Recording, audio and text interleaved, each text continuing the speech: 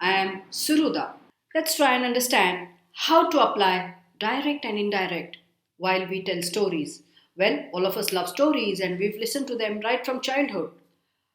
And we also like telling stories. We tell stories about ourselves, we tell stories about what's happening around us. We also tell a lot of fiction stories to everyone. Who doesn't like stories, friends? All of us love them. So let's look at one story, let's read a story and try and find out how direct and indirect is applied.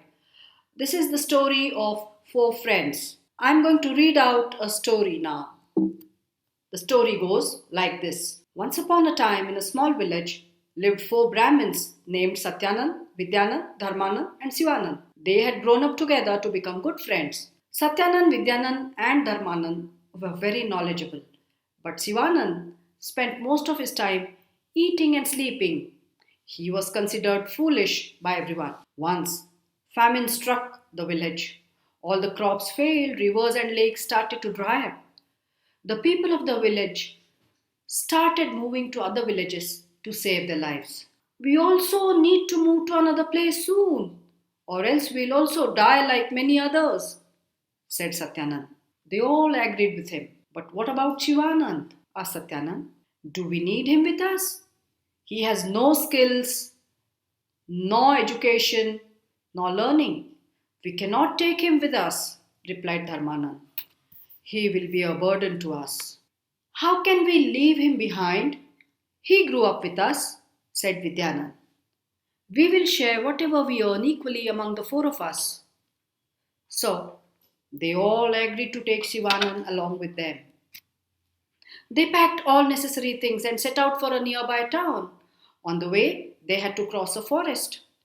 As they were walking through the forest, they came across the bones of an animal. They became curious and they stopped to take a closer look at the bones. Those are the bones of a lion, said Vidyanand. The others agreed. This is a great opportunity to test our learning, said Satyanand. I can put the bones together. So saying, he brought the bones together to form the skeleton of a lion. Dharmanand said, I can put muscles and tissue into it. Soon, a lifeless lion lay before them. I can breathe life into that body, said Vidyanand. But before he could continue, Sivanand jumped up to stop him. No, don't. If you put life into that lion, it'll kill us all, he cried. Oh, you coward! You can't stop me from testing my skills and learning, shouted an angry Vidyanand.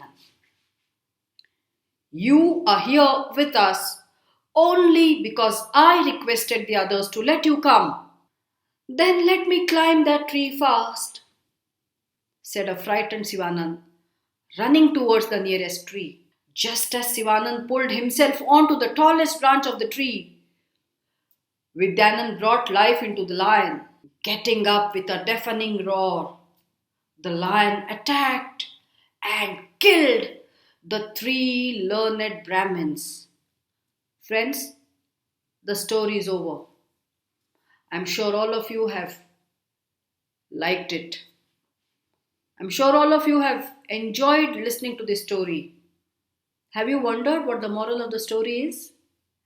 Of course, knowledge is of no use unless put in practice with logic. Now, that's not the point. We learned this story and we read this story with a different purpose. And what is the purpose?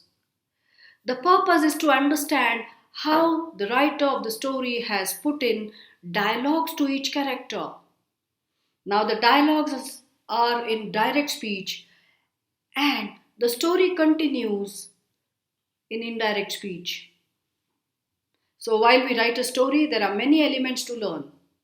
We need to have characters, we need to give them a background, we need to create a setting, we need to add attributes to that character, to each character. And of course, we need to give them dialogues. The dialogues part of it is really very important because dialogues means direct speech. And when we translate the dialogues and the meaning of the story, or transform it to indirect speech, the story runs like this with quotes, indirect speech, quotes, indirect speech. Thus, some tips to make stories interesting: give each character sufficient dialogues, add an indirect line after the dialogues, add physical and mental attributes to the characters, add detailing to make the story interesting, use past tense or simple present tense. Stories could be told in both past tense or simple present tense, there's no doubt about it. Use third person narrative, use phrases, idioms, etc. in the middle.